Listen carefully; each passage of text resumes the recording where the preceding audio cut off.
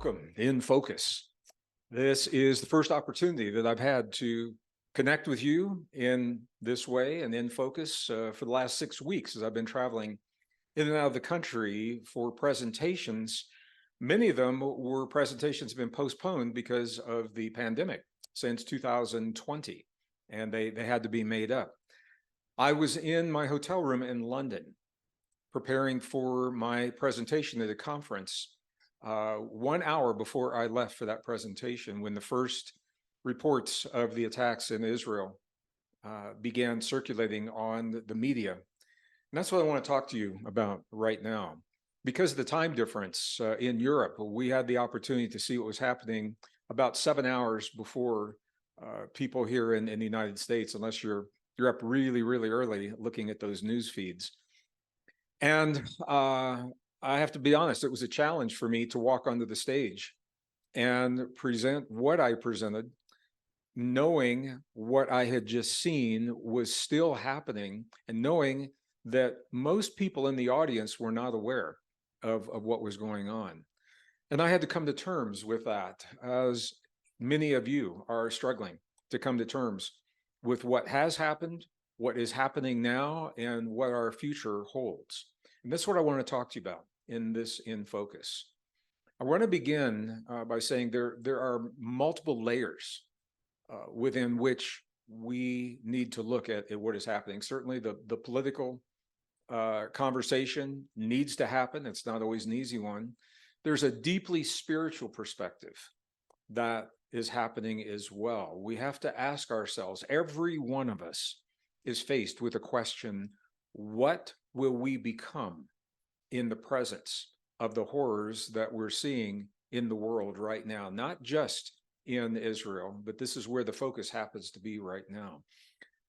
Not how do we respond, but what do we become?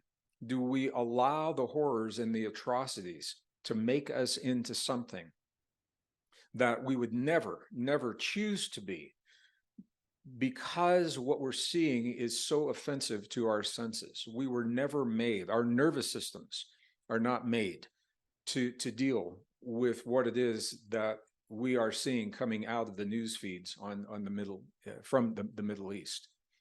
And because we are not wired for this, we can certainly adapt to it. We can get through it. And we get through it by stuffing the feelings. We get through it by denying that the atrocities have even happened. And we saw evidence of this in the United States this past weekend. Protests on major American college campuses. And when the interviews happened with people doing the protests, the students denied that the horrors that we're talking about had occurred. They said, if they have occurred, why haven't we seen them? Part of this is a defense mechanism. It's much easier to deny those horrors than to allow them to be true. And that means then we have to make sense of what's happening. Another facet of this is the media manipulation. There is a narrative that is being driven right now. And that narrative is focusing on the political perspectives of who's right and who's wrong in the Middle East. And there's a whole conversation that we can have around that. So what I want to say, a couple of things. First of all, when we see something like this happen, what we have just seen, we are all challenged. Each of us are challenged on a personal level. We either deny it's happened or we embrace it. And then we are deeply saddened. Friends of mine, I've been on the phone, American friends, I have friends in Palestinian friends in the Palestinian areas, Israeli friends in the Israeli areas. All are equally horrified. They are equally saddened. They are equally terrified of what comes next. There is a narrative that is being circulated for many people that this is an event that happened, and now we are dealing with the aftermath and the cleanup, and then the world will get back to normal. My sense is that that is not possible. The world just changed. We are witnessing the catalyst that has now set into motion a series of events that is going to continue to drive the changes in our world for the months and the years ahead. Israel has said in their own media that we're, at the minimum, they're looking at probably an 18-month process.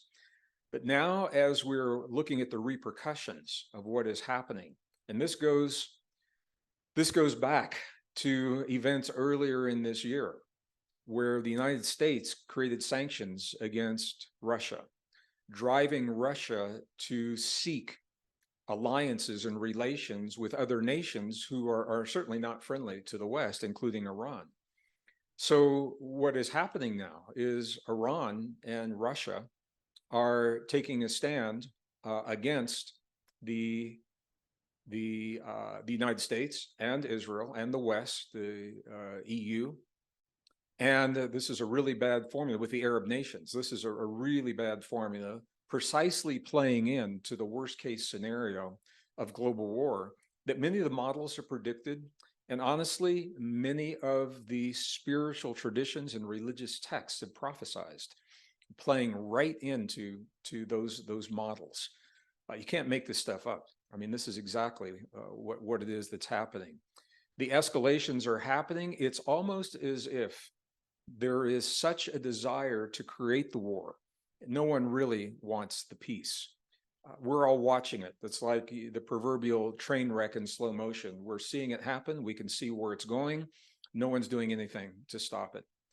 There was a window of time where I personally believe the timelines that we are now living could have been altered, and we could have avoided what it is that is happening right now.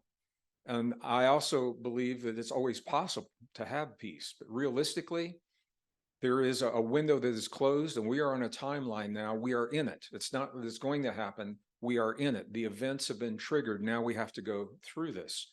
And the question is, how do we do that as individuals? How do we do that as nations? How do we do that as a planet? You know, on a personal level, I'm just going to begin on a deeply personal level. Many of you know that I have been leading groups into the Holy Lands, both the Palestinian and the Israeli areas. We typically go at the end of the year, December. Of course, the trip is no longer happening this year. So we have friends and connections in the communities that we have been in touch with. And what they are experiencing is unimaginable here in the West, because we have been so buffered from those kinds of events. How do we make sense of that? What do we allow the events to do to us? What kind of people do we allow the horrors and atrocities to turn us into as we respond in the conversations with our friends and our families and our loved ones and our political decisions? So I'm going to talk about this first, and it definitely overlaps the political conversation, but there is a part of this that is on such a deeply spiritual level. You've heard me say in many of my programs, many years, many of my books, many of these videos, there's a battle on this planet, a fundamental battle between good and evil, between light and dark. There's a battle for our thoughts playing out in the media. That's obvious. There's a battle for our beliefs playing out in the universities, who we are, where we come from, where our nations come from. That's obvious. There's a battle for our bodies, for the sovereignty of our bodies. We just lived through a portion of that battle. They are all aspects of a deeper battle. It is a battle for our very humanness. Our humanness is on the line. And the reason that our humanness is on the line is because through our humanness, through these physical bodies, our biology, and through the uniquely human characteristics that no other form of life possesses, things like empathy, sympathy, compassion, the ability to self-regulate our own bodies at will, on demand, our imagination, our creativity. These are uniquely human characteristics. Now, there are arguments that some other forms of life may have some of these. There are experiments to show those, and I'm going to acknowledge that. But what I want to say is this.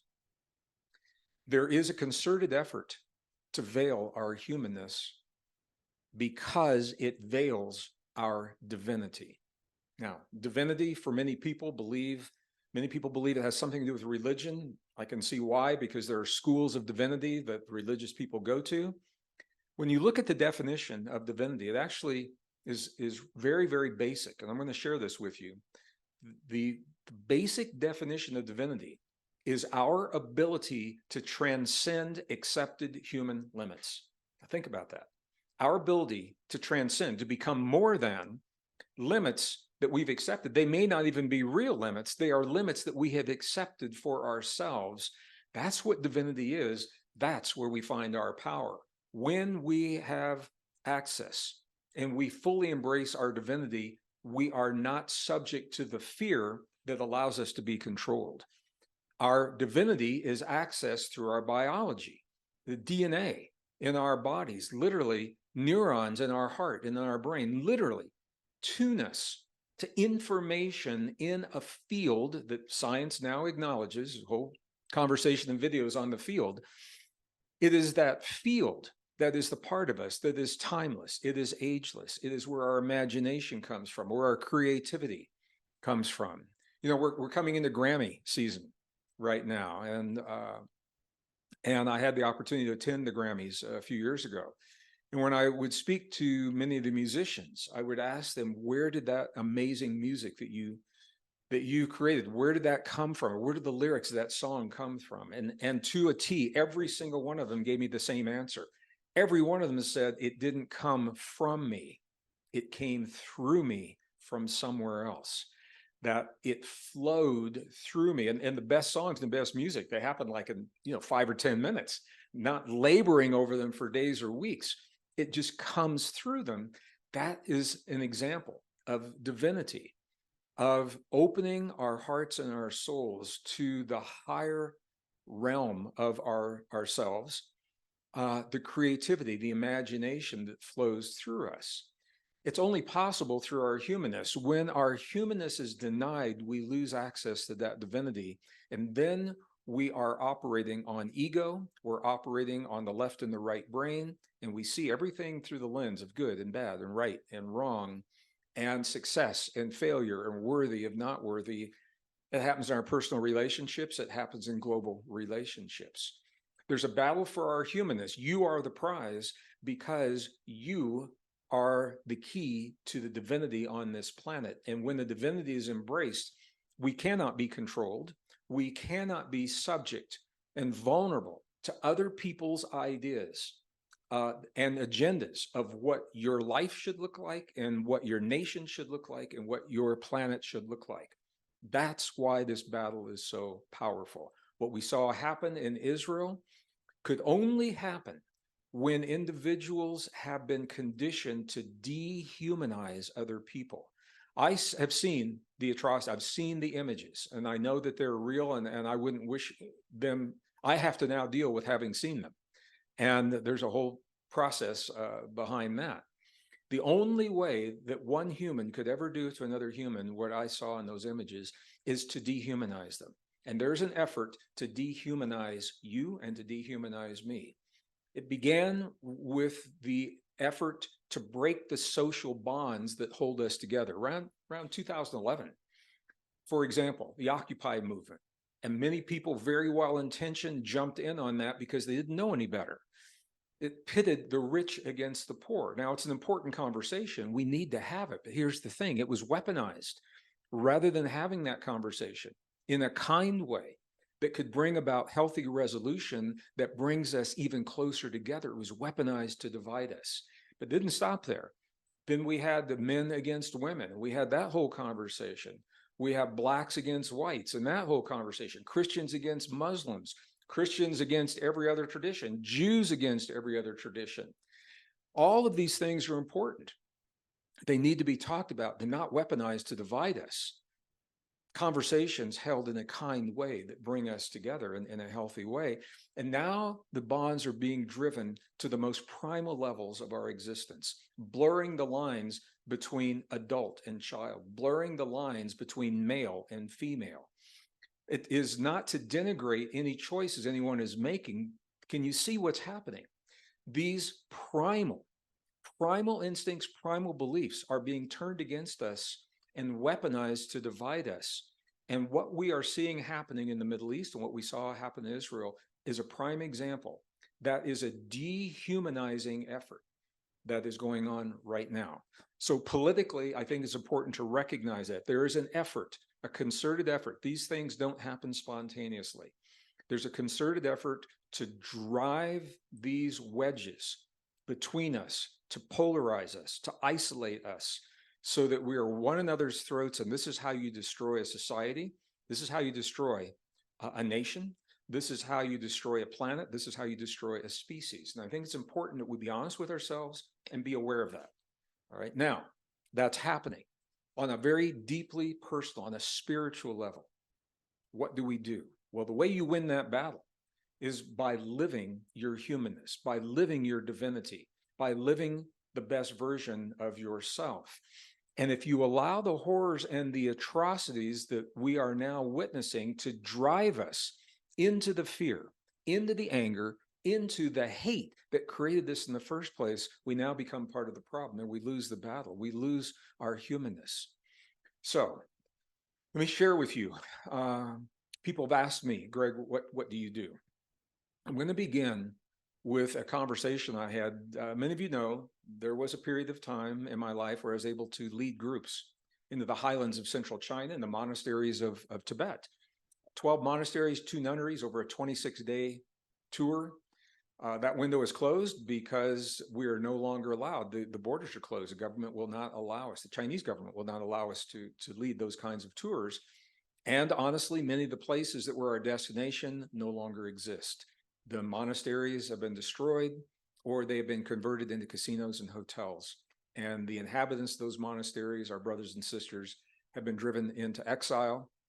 Some of them have been killed, and some of them have just disappeared into society. So we are not able to lead those groups. One of the first times I did, I had this conversation with an abbot of one of the monasteries through a translator, because my Tibetan is really, really bad. You would not want to hear my Tibetan. And we were talking about suffering. And I think it's relevant because we're all suffering on some level right now. And what the abbot said to me was he said it so concisely. I think we all know what he said, but he said it in a way that was so concise. He said, it is the depth of our suffering that forces us to find a level of love, a deeper level of love to transcend that suffering. So if you think of yourself as a vessel, and a vessel of love, and when that suffering comes into the vessel, okay, you've got to reach and find something below a greater depth of love and compassion to transcend that suffering. And you say, okay, well, I've done that now. I'm a loving being. I'm a compassionate being. But then something else happens that is even more hurtful and creates a deeper level of suffering. So now your suffering maybe is here, and you've got to go even deeper than the suffering to find the love to transcend that. Now, it's no excuse. It doesn't condone what is happening. It is a part of the process. We are all being pushed to the edge of who we claim to be in our minds and in our hearts. We're being pushed to the edge and given the opportunity to demonstrate in our lives what we claim to be true in our hearts. A lot of people out there are talking about what loving, compassionate beings they are. The universe is now brought to our doorstep the opportunity to demonstrate our mastery of our love and our compassion. Once again, it does not condone, it does not excuse, and it doesn't mean that we don't fight. And this is a conversation that I had with the monks, I've had with many spiritual people. If you are a spiritual individual, does that mean that you are not a warrior? My sense, my feeling, my perspective is absolutely not. It's not about whether you fight or not. It's about what you become as you fight. Where does the source of your passion for the fight begin? Now, on a physical level, it may not make any difference. People say, Greg, you're splitting hairs. On a spiritual level, it makes all the difference in the world. Because if we fight from a place of fear and anger and hate and retribution against those who have betrayed our humanness, that's very different than fighting from the love of what we know is possible on the other side of our battle and why we must transcend the evil that we see before us. There are times we all have to fight. You know, even the great spiritual masters, there were times they had to fight in their past, and they chose the times that they fought. Jesus fought sometimes, and sometimes he didn't. He did not fight the crucifixion. He accepted it because it was to drive him to prove something greater. All right, that's a whole separate conversation. But there were times earlier in his life where he did fight. We all know proverbial story of turning over the tables of the money changers in the church. He was angry. So if we had not fought, for example, in the mid 20th century, the oppression that was moving through Europe with the Third Reich, and we all know what that means. Europe would be a very different nation today. America would be a very different nation, and the world would be a very different planet. Now, that oppression could have been dealt with at the earlier stages before it reached that point. And there were people that turned away. They didn't want to see it. They didn't want to acknowledge it, or they did. And they were so corrupt, they were benefiting from it. And we all know about businesses playing both sides of the coin, wartime businesses, defense industries, religious industries that were playing both sides of the coin. The same thing is happening now. We've had years to bring together the principles that would lead to a lasting peace in the Middle East and throughout the planet. And one of the hard things for me when I was much younger, I used to believe everyone wants peace and we were all working for the same thing. And I learned very, very quickly during the Cold War years that that was not the case, that there are people on this planet whose jobs it is, they believe, it is their mission to incite chaos, to create hate, fear, and division. And we see that active in our world and in our lives today. So the question is, we are now in a window. There is a fight. It must happen. Israel cannot stand what has happened. And I think we all see that in some way there needs to be a response. And that is a political conversation that is happening right now. When we are supporting that response from one way or another, what do we become? Are we supporting it because of the anger and the hate and the rage and the indignation of what has happened that is actually making us bitter people and hateful people? And by the way, biologically, triggering stress hormones that steal longevity, that steal our immune system, that reduce our ability to heal our bodies. That's what the hate does. So are we becoming that? Or are we hurt, suffering, healing within, and through the love that the deeper love that we now are being pushed to find within ourselves? Are we willing to fight for the love of what we know in our hearts is possible, for the better world, for the better life, for the healing of all nations, and for the healing of the world we want for our children? Can you see the difference? It's subtle and it's powerful. On a spiritual level, it's critical. Are we fighting from the fear of what happens if we don't, or from the love of what we know is possible if we do? All right. When we make that choice, and we will all have to make that choice on some level, it compels us now to reach deep within ourselves to find that level of love. And I'm going to share with you from a biological perspective. If you try to do it with your brain, it's very difficult because your brain is the polarity organ. That's the ego. Left, right, good, bad, right, wrong, win, lose, success, failure, worthy, not worthy, the heart. And this is what our ancestors always told us. The heart is not a polarity organ, and the neural network in the heart is capable of carrying us through this tragedy if we will allow our bodies to do what our bodies know how to do. If we move into our hearts and bring those atrocities into the heart, and yes, it can hurt. It does hurt. But we bring those atrocities into the heart.